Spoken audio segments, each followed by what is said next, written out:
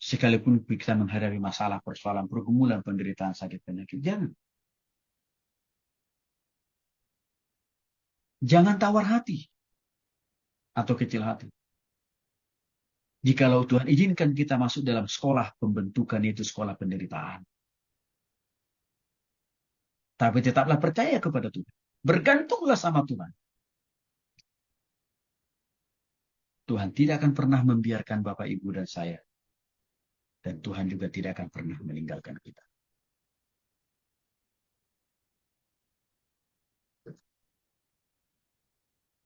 Dalam perjalanan panggilan kami sebagai hamba Tuhan lebih dari 24 tahun, pasti kami mengalami banyak duka. Kami juga mengalami banyak persoalan. Kami juga banyak mengalami tantangan. Kami juga mengalami sakit. Kami juga mengalami keterbatasan secara finansial.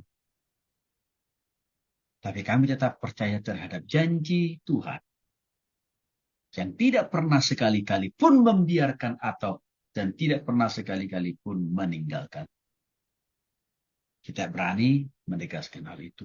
Itu selalu kami imani. Kami percayai. Dan kami selalu melihat. Waktu kami sedang diizinkan Tuhan masuk dalam sekolah pembentukan. Lewat penderitaan, lewat kesukaran, lewat pergumulan. Kami langsung yakin dan percaya. Oh, Tuhan sedang meningkatkan kualitas iman, pengharapan, termasuk ketergantungan kami sama Tuhan. Maka kami semakin lebih erat. Pegang, ingat, imani, janji, dan firman Tuhan di masa-masa sulit itu. Maka akhirnya nggak terasa. Persoalan itu, pergumulan itu selesai. Nggak terasa pula. Berkat Tuhan ada aja. Kami terima, kami alami, dan kami nikmati. Maka jangan putus asa. Putus asa hanyalah bagian dari orang yang belum bertobat kepada Tuhan. Seperti yang dilakukan oleh Yudas Iskariot. Tapi bagi kita yang sudah sungguh-sungguh bertobat terima Yesus, yang ada adalah optimisme. Artinya pengharapan. Bagi kita yang sudah sungguh-sungguh percaya kepada Tuhan, berubah dalam Tuhan, beriman kepada Tuhan, tidak ada kata, aku menyerah. Karena itu bagian daripada putus asa. Tapi yang ada adalah, aku berserah. Artinya semakin percaya total sama Tuhan. Semakin bergantung total sama Tuhan. Jika jangan sampai kita mengubah lirik lagu. Aku berserah menjadi aku menyerah. Tidak. Tetaplah kita pertahankan lirik lagu itu. Aku berserah.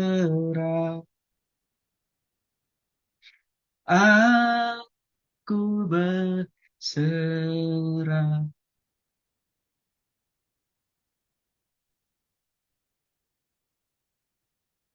Itu yang harus kita imani.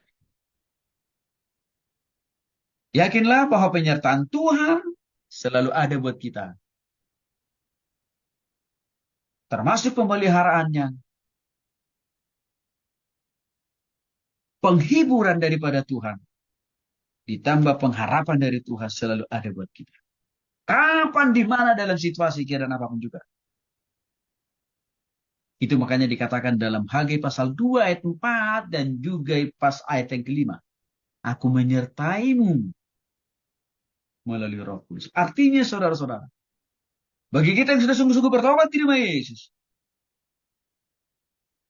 di dalam hati kita juga sudah Tuhan materikan Roh Kudus. Roh Kudus itu adalah Allah sendiri.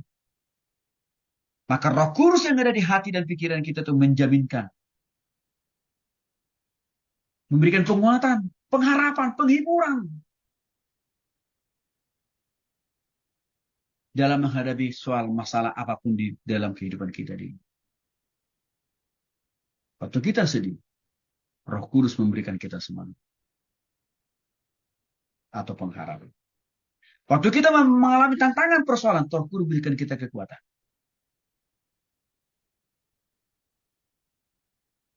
Artinya, Tuhan itu tidak jauh lagi dari kita. Dia selalu ada dalam diri kita.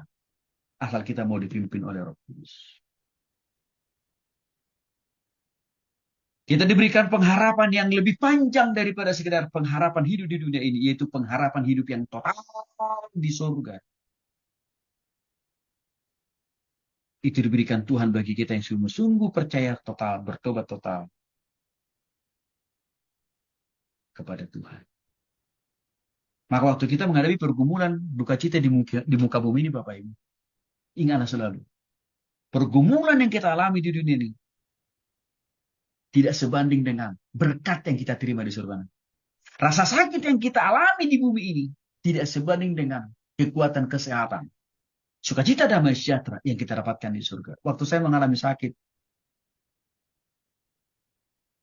saya selalu mengingat rasa sakit yang saya alami di dunia ini tidak ada apa-apanya, tidak sebanding dengan pemulihan, kesembuhan, kekuatan, kesehatan, dan berkat Tuhan di surga. Harus ke sana saya berpikir gitu. Karena selalu saya arahkan ke arah surga tentang pengharapan yang lebih baik, sukacita yang lebih baik dalam menghadapi persoalan pergumulan, termasuk juga dalam menghadapi rasa sakit dalam diri saya. Maka sirnahlah sudah. Semakin hilang rasa sakit yang saya alami itu dengan pengharapan, dengan pemulihan, dengan kesehatan yang unlimited, yang pasti saya dapatkan di situ. Begitu caranya kita menghadapi rasa sakit itu. Kalau kita sedang mengalami kekurangan uang, kekurangan makan, minum, dan pakaian, sama. Pikirkanlah selalu.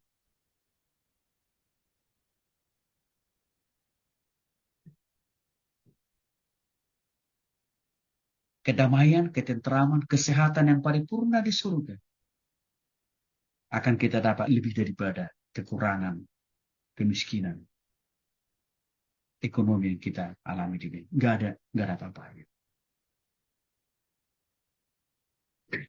Di surga itu, alas kaki kita itu, Bapak Ibu tahu, sesuai dengan kitab Wahyu, terbuat dari bahan emas.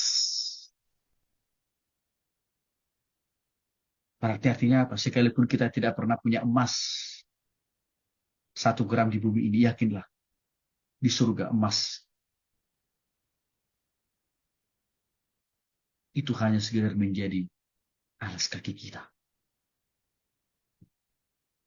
Maka nggak usah berputus asa kalau kita tidak pernah menjadi orang terkaya di bawah kolong langit ini. Karena kenapa? Ada kekayaan yang lebih kita dapatkan di surga. Dan tidak ada tandingannya dengan kekayaan apapun di dunia ini. Orang terkaya di bawah bumi ini, kalau dia tidak sungguh-sungguh bertobat tidak secara pribadi, dia tidak otomatis menjadi kaya di surga. Bahkan kemungkinan besar, bukan kemungkinan pasti, karena dia belum bertobat. Dia menjadi orang termiskin di neraka.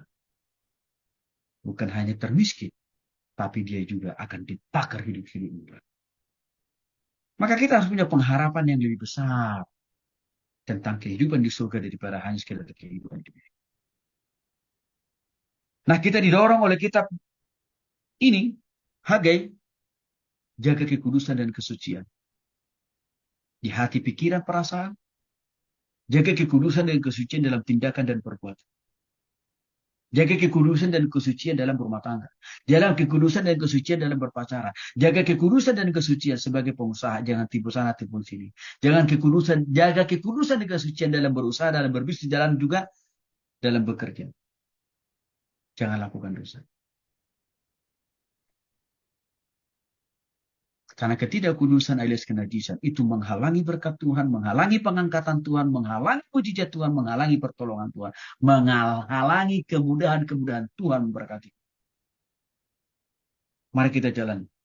Nih, hidup ini dengan penuh kekudusan, kesucian, setiap detik, menit, jam, hari, minggu, bulan, tahun, sampai Tuhan Yesus datang untuk yang kedua kali menjemput kita dari dunia yang sementara ini. Tuhan memberkati.